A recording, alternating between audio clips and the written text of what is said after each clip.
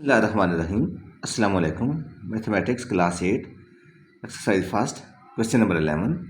If A is equal to 2 3 4 and B के elements हैं 3 5 6 and C के elements हैं 5 7 9, then prove the associative property of union.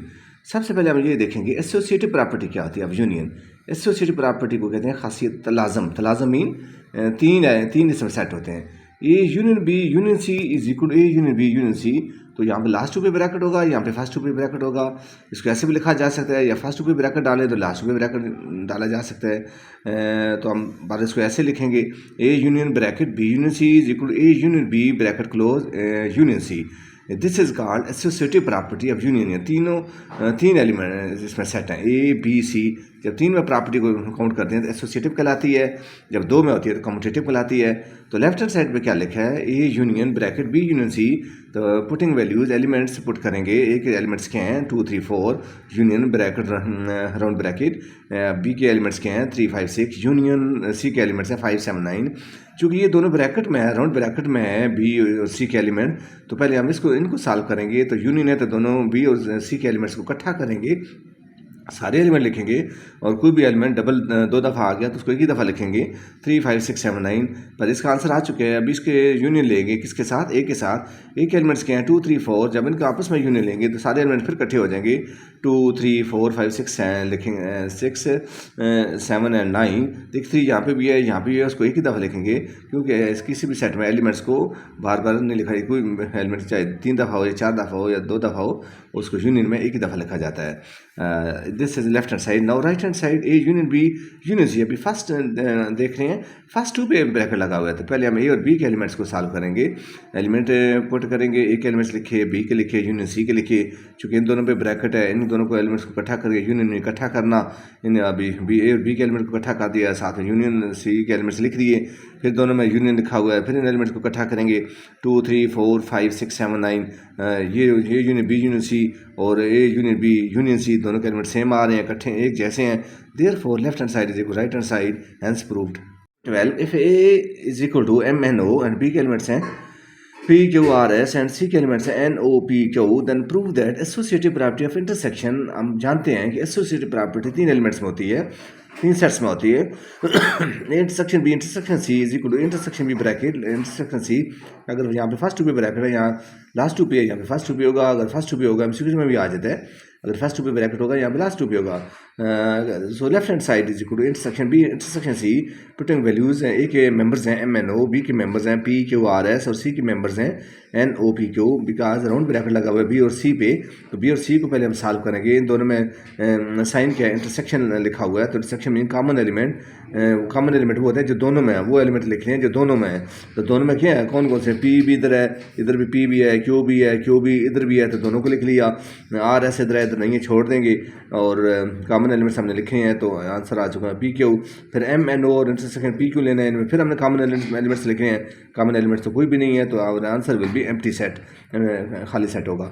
और right hand side पे क्या लिखा है, intersection B bracket intersection C. Putting values of element sets एक एलिमेंट्स के हैं MNO और B के एलिमेंट्स है PQRS इंटरसेक्शन MNOPQ. इन दोनों पे ब्रैकेट है, इसमें कॉमन एलिमेंट्स लिखेंगे, कोई एलिमेंट कॉमन नहीं है, तो आंसर आएगा एम्प्टी सेट. इंटरसेक्शन C के एलिमेंट से लिखा हुआ है, इन दोनों फिर दरमियान में साइन कौन सा आ रहा है, सिंबल कौन, जो इंटरसेक्शन ऑपरेशन आ रही है, तो हम इसमें कॉमन एलिमेंट्स लिखेंगे, तो एम्प्टी सेट आएगा. तो दो left hand side is equal to right hand side. Number 13 if A के एलिमेंट्स हैं 1 2 3 4, B के एलिमेंट्स हैं 3 4 5 6. Universal set 1 2 3 4 5 6. हम जानते हैं कि यूनिवर्सल सेट क्या है, सेट अंडर कंसिडरेशन एक बड़ा सेट होता है, और बाकी जो सेट होते हैं इसके सब सेट होते हैं. तो अभी यहाँ पे हमने प्रूव करना है De Morgan's laws. We know that there are two De Morgan's laws.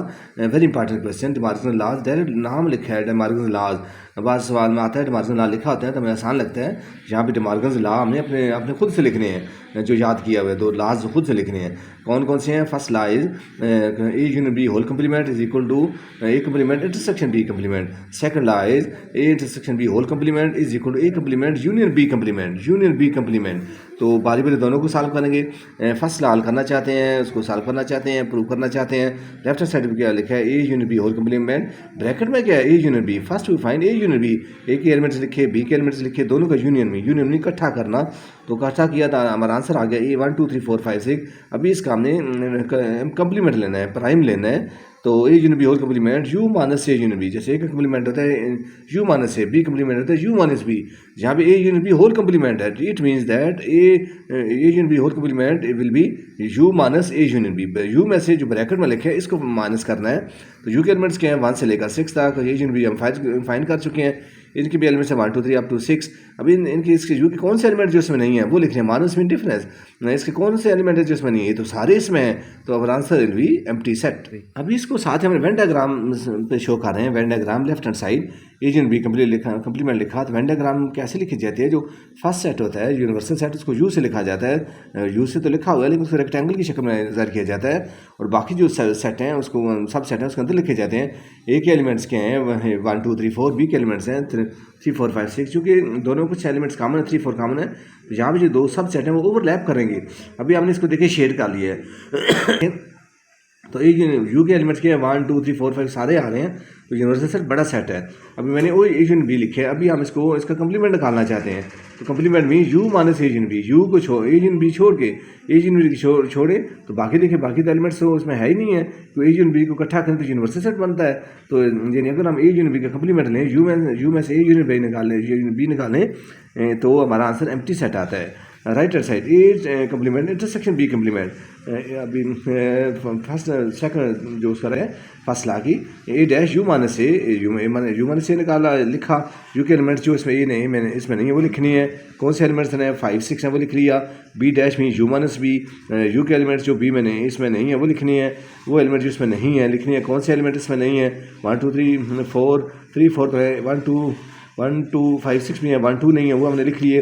अब ए कंप्लीमेंट इंटरसेक्शन बी कंप्लीमेंट, इनका दोनों का लेनी है। तो 5 6 हम फाइंड कर चुके हैं। ए कंप्लीमेंट बी कंप्लीमेंट हमने क्या निकाला है 1 2, दोनों का इंटरसेक्शन क्या होगा, कॉमन एलिमेंट कुछ भी नहीं है तो एम्प्टी सेट आ जाएगा।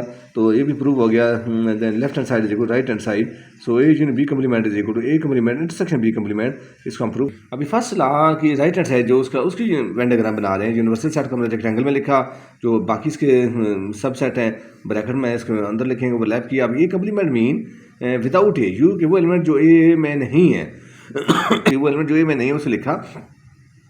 तो यू माइनस ए यानी विदाउट ए को छोड़ के बाकी हमने शेड कर लिया। Similarly B complement U minus B, U को एलिमेंट जो बी में नहीं है यानी without B, B complement without B को छोड़ के बाकी हमने शेड कर लिया। अब ये कंप्लीमेंट इंटरसेक्शन बी कंप्लीमेंट, इसमें यानी ए डैश और इंटरसेक्शन बी डैश में कंप्लीमेंट कॉमन क्या है, कॉमन तो आउटर एरिया है, आउटर एरिया में तो कोई एलिमेंट है ही नहीं है, कोई इसमें कोई काम चीज़ कॉमन नहीं आ रही। तो अब आंसर विल बी 5। जो डिमार्गन्स सेकंड लॉ क्या है, A intersection B whole complement is equal to A complement union B complement. यहाँ पे होल में अगर ब्रैकेट में होल के अंदर ब्रैकेट में अगर इंटरसेक्शन होगा यहाँ पे यूनियन होगा, हम पहले हम जानते हैं। Left hand side A intersection B whole complement, bracket में क्या है A intersection B, first we find A intersection B, एक elements intersection B elements, intersection B common elements, same elements कौन से हैं 3 इधर भी है 4 इधर भी है लिख लिया। अब इसका कंप्लीमेंट फाइंड करना चाहते हैं, इसको यू में से निकालना चाहते हैं। यू मान A intersection B whole complement means A U minus A intersection B, U के एलिमेंट्स 1 से लेकर 6 तक, और इंटरसेक्शन बी हम फाइंड कर चुके हैं दैट इज 3 4। अब इसके यू के कौन से एलिमेंट हैं जो इसमें नहीं है, कौन से नहीं है 1 2 5 6, this is intersection B whole complement. Now right hand side A complement union B complement, A complement हम निकालेंगे यू माइनस ए, यू के एलिमेंट्स जो इसमें नहीं है वो लिखेंगे। B complement U minus B यानी B complement without B complement में बी का एक एलिमेंट भी नहीं होगा। 1 2 4 5 6 माइनस बी, तो वो एलिमेंट जो इसमें नहीं है कौन से नहीं 1 2। अब ये कंप्लीमेंट यूनियन बी कंप्लीमेंट, ए के कंप्लीमेंट निकाला हमने 5 6, बी कंप्लीमेंट 1 2, यूनियन इकट्ठा करेंगे 1 2 5 6, तो बोथ साइड सेम आ रही हैं। Left hand side is equal to right hand side. De Morgan second law की Venn diagram left hand side में क्या लिखा था, A intersection B whole complement, पहले हम ये ब्रैकेट में ए इंटरसेक्शन बी है उसको वेन डायग्राम पे शो करेंगे। वेन डायग्राम में यूनिवर्सल सेट को रेक्टेंगल से लिखा जाता है। ए और बी को देखा, कॉमन एलिमेंट्स लिखे, ओवरलैपिंग एलिमेंट्स कौन से हैं 3 4, इंटरसेक्शन बी कौन सा है दोनों में कॉमन 3 और 4 कॉमन है, इसका हमने शेड कर दिया। अब intersection B whole complement U minus इस कॉमन एरिया के बगैर बाकी लिख लेंगे। तो इंटरसेक्शन बी होल कंप्लीमेंट में यू माइनस से इंटरसेक्शन बी इन 3 और 4 को छोड़ के बाकी सारा आउटर शेड कर देंगे। This is our answer that is A intersection B whole complement. Now Venn diagram of right hand side is equal to A complement union B complement, U लिखा ए डैश लिखा, पहले question लिखा, universal set को हमने rectangle में लिखा, ए के element लिखे, बी के एलिमेंट लिखे और 3 4 कॉमन था, अभी ए डैश यानी ए को छोड़ के ए डैश यू माने से विदाउट ए को छोड़ के बाकी सारा शेयर कर दिया। Similarly B dash without B को छोड़ के सारा शेयर कर लिया। अब दोनों को यूनियन में क्या है, यूनियन में तो सारे आ जाएंगे, ये भी आ जाएगा एरिया, ये भी एरिया आ जाएगा। ए कंप्लीमेंट यूनियन बी कंप्लीमेंट, इसको हम वेन डायग्राम से शो करेंगे। पहले यूनिवर्सल सेट को रेक्टेंगल में लिखेंगे और ए के एलिमेंट्स लिखे, बी के एलिमेंट्स लिखे, इसमें कॉमन एलिमेंट 3 4। अभी और से देखना, ए डैश विदाउट ए था, बी डैश विदाउट बी, अभी 3 4 को छोड़ के 3 4 दोनों में नहीं आ रहा। ए का ए कंप्लीमेंट में ये 3 4 नहीं मार्क हो रहा और बी कंप्लीमेंट में भी 3 4 शेड नहीं हो रहा, उसको बाकी सारे शेड हो रहा है एरिया। तो A complement union B complement में 3 4 को छोड़ के बाकी सारा एरिया शेड करेंगे। That will be our answer. Question number 14 Venn diagram की फॉर्म में क्वेश्चन गिवन है। यूनिवर्सल सेट को वेन डायग्राम में लिखा गया है और स्विमिंग, पेंटिंग और कोडिंग में कुछ मेंबर्स हैं। स्विमिंग में कौन से पार्टिसिपेट कर रहे हैं, HEBF। पेंटिंग में पार्टिसिपेट कौन से कर रहे हैं, जो मेंबर्स हैं BFCD। और कोडिंग मीन कंप्यूटर लैंग्वेज, इसमें ACFG। और जहाँ पे ओवरलैप करें देखें, स्विमिंग और पेंटिंग में दोनों कौन से पार्टिसिपेट करें, जो दोनों गेम्स में B और F। और F कोडिंग में जो ऐसे बच्चे जो तीनों में पार्टिसिपेट करें, दैट इज ओनली F। इसको गौर से देखें, इसका हम आंसर देना चाहते हैं। स्विमिंग के लिखें, स्विमिंग को गौर से देखें। List the members of the following set. Swimming में कौन से हैं, ये जो स्विमिंग के दायरे में आ रहे हैं HEBF। कोडिंग जो सारे दायरे में आ रहे हैं कौन से, आपने लिख लिया ACFG। और पेंटिंग में जो इसके दायरे में आ रहे हैं, जो इस सेट में आ रहे हैं BCDF।